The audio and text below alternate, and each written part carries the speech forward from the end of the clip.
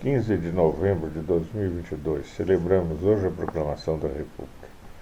Os direitos republicanos, os deveres republicanos estão sendo jogados na lama graças à guerra civil que vivemos em meio à sociedade, principalmente nas grandes cidades, e hoje afetando a pequena cidade do interior, e há outros fatores políticos que não me cabe aqui agora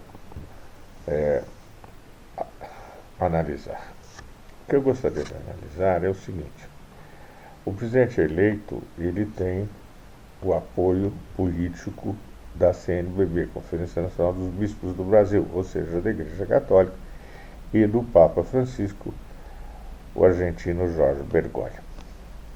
O presidente que sai tinha o apoio da igreja das ditas evangélicas. Olha, a igreja evangélica, por si só, já é um nome que me causa uma espécie, porque igreja evangélica, ela só devia tratar do evangelho. Eu falo das igrejas protestantes tradicionais. Essas igrejas protestantes tradicionais, que como batista, professor, eu me incluo, precisam estar alertas. Elas precisam fazer aquilo que o pastor Rubens Lopes, da Igreja Batista de Vila Mariana, aqui em São Paulo, na década de 60 do século passado, fez. Esse homem saiu pelo Brasil inteiro pregando o Evangelho de Bíblia na mão. Chegou até a presidente da República.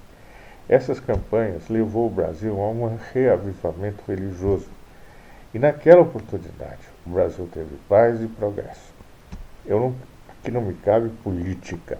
Cabe aquilo que foi feito por um homem, com apoio de outros pastores da denominação batista, que deu ao Brasil paz. Então, eu peço, através dessas minhas mensagens, exatamente a mesma coisa. Que nós, os protestantes, aqueles que congregamos em igrejas batistas tradicionais, e aqueles que congregam em igrejas neopentecostais e pentecostais, no estilo da Igreja de Nova Vida, fundada pelo pastor e bispo Roberto McAllister, igrejas pentecostais e neopentecostais que seguem o exemplo deixado pelo bispo Roberto McAllister, que nos unamos, que a gente saia das igrejas, saia dos templos, em meio a essa guerra civil que nós vivemos. Por quê? Morre mais gente no Brasil diariamente, nas grandes cidades, Rio, São Paulo, Brasília, do que na guerra palestino-israelense. No mês, 2 meses da guerra palestino-israelense. Nós, se formos pegar aqueles programas de fim de tarde que descrevem crimes, que noticiam crimes, nós vamos ver. Nós temos morte de mulher, morte de criança, estupro de mulher, estupro de criança, morte entre homens, bandos. É uma coisa horrorosa. Nós estamos vivendo uma guerra civil. O poder de Brasília não quis ou não interessa ver essa realidade.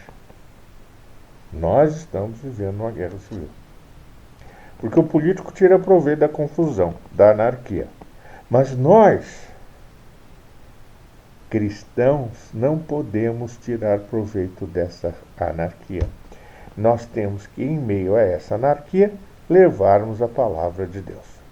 A palavra de Deus que está na Bíblia, no Velho e no Novo Testamento, não só nos evangelhos, porque evangélico dá margem às pessoas adaptarem as suas realidades, as suas necessidades, as suas querências à palavra de Deus. Não é o que eu quero, não é o que eu proponho, não é o que eu prego. Temos que fazer a igreja extramuros, sair de dentro da nossa igreja e pregarmos a sã doutrina. Para quê? Para ver se melhoramos esse país, para ver se melhoramos a nossa sociedade, para ver se, levando a palavra de Deus, o Brasil encontre paz, sossego. A França, no século XVII, teve 8 guerras religiosas entre católicos romanos apoiados pelos reis e os huguenotes, que eram os calvinistas franceses, tinham o nome de huguenotes. 8 guerras. Houve um rei que era protestante, de nascimento, filho de protestante. Essa senhora, Jeanne d'Albert, rainha de Navarra, era inclusive amiga de Calvino. Ele, para ganhar o trono da França, ele chegou na borda de Paris, o sujeito lá disse: olha, se você assistir à missa, a gente faz a paz. Ele disse: opa, Paris vale uma missa. Entrou, rezou, foi rei, foi um grande rei, Henrique IV, de Bourbon. Ele assinou o Edito de Nantes. Isto foi em 1685. Ele assinou esse edito e durante um grande período teve paz. Mas aí o Luís XIV casou com uma mulher chamada Madame Maintenon, que era protestante, neta de um poeta chamado Agripa, um grande poeta protestante.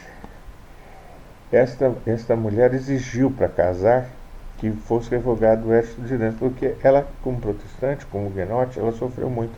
Então ela queria se vingar. E nesta vingança o rei Luís XIV assinou o edito de Fontainebleau. E o edito de Fontainebleau revogava o edito de Nantes. E com isso deu um prejuízo na França enorme, porque quem trabalhava eram os protestantes. Os protestantes é que geravam a riqueza de França. E não